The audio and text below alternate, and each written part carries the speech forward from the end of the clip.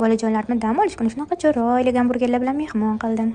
Menga odat bo'lib qolgan, nima pishirsam sizlarga ham bo'lishaman retseptini. Aslida bu narsalarni o'lchovini o'zingiz belgilaysiz, tayyorlaydigan miqdoringizga qarab. Qancha sut ishlatsak, teng baravar qaynagan suv qo'shib yuboramiz. Endi bunga shakar va tuz qo'shib olamiz. Tuzni 1 kichkina qoshiq qo'shsak, shakari yarim kichkina qoshiq qo'shamiz. Endi bo'lsa droja 2 qoshiq kichkina qoshiqda to'la bo'ladi. Eslatib o'taman, oshirma xamirlarga ko'p shakar qo'shib olsangiz yaxshi oshib chiqmaydi. Yaxshilab aralashtirib yuboramiz. Endi bo'lsa oshirma xamirlarning prinsessasi tuxumimizni chaqib olamiz. Mana tayyorlayotgan o'lchovlarimga 1 dona tuxum yetadi. Xamirimiz yumshoq bo'lishi uchun yog' qo'shib yuboramiz.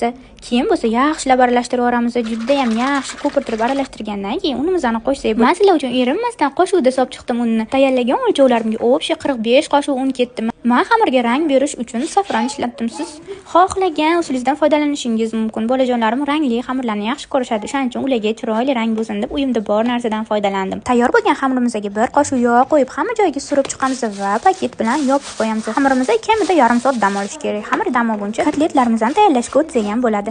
Menda yarim kilo qiyma bo'lgani uchun hammasini tayyorlab qolganini muzxonaga solib qo'ydim. Qiymamizning ustiga 4 tish chesnok, 1 dona katta piyozni qirg'ichdan chiqarib, 1 dona tuxumni faqatgina sarig'ini qo'shamiz.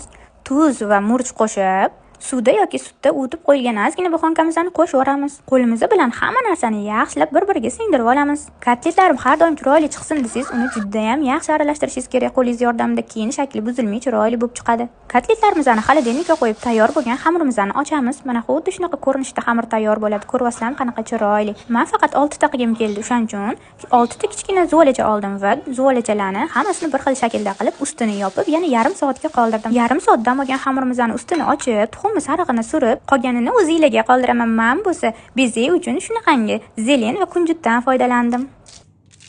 Ana endi oldindan 180 gradusda isitib olingan duxovkamizga usti qizarib chiqquncha yuborsak bo'ladi. Qizarib chiqquncha men kotletlarimni chiroyli qilib pishirib olaman. Tovamizga ozroq yog' quyib, tayyorlab olgan kotletlarimizning ustini bosib eng past olovga pishishga qoldiramiz. Mini gamburgerchalarimizni ichiga o'zingiz xohlagan narsalaringizni solsangiz bo'ladi. Men faqat bolalarim yeydigan narsalarni soldim. Sousiga bo'lsa ketchup bilan mayonezni teng miqdorda qo'shib tayyorlab oldim. Ana endi mini gamburgerchalarimizni yig'ishni boshlaymiz. Aytib o'tganimdek, sizlar ichiga nima xohlasanglar o'shandan qo'yishinglar mumkin. Men faqat bolajonlarim yeydigan mahsulotlardan foydalandim. Bu mini gamburgerchalarni tayyorlash uchun menda hammasi bo'lib 1,5 soat vaqt ketdi, lekin oxirida bolajonimning bergan reaksiyasi meni juda ham xursand qildi. Yaxshi ham tayyorlaganim. Videoni saqlanib qilib bolajoninglarga tayyorlab berish esdan chiqmasin.